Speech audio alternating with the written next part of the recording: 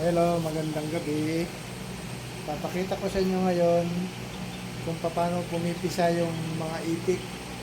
Dati pinakita ko sa inyo yung paghahalo. Ngayon, pumipisa sila 28 days mula nung nilagay ko dito sa incubator. Halina kayo, tignan ninyo. Ayan sila, o. Ayan, o. Ayan. O, diba? Welcome to the world na itong mga to. Oh, hilahin natin para may ilaw. Ayan, oh. Ayan, ganyan, ganyan, oh.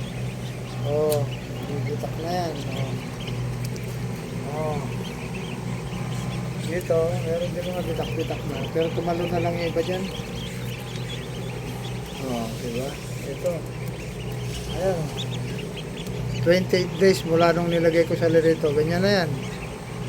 Ito na yung bunga ng 3 beses mong haluin sa loob na isang araw. Nakakarindi kahit natutulog ka, kailangan mo mumawa para maghalo. Oh.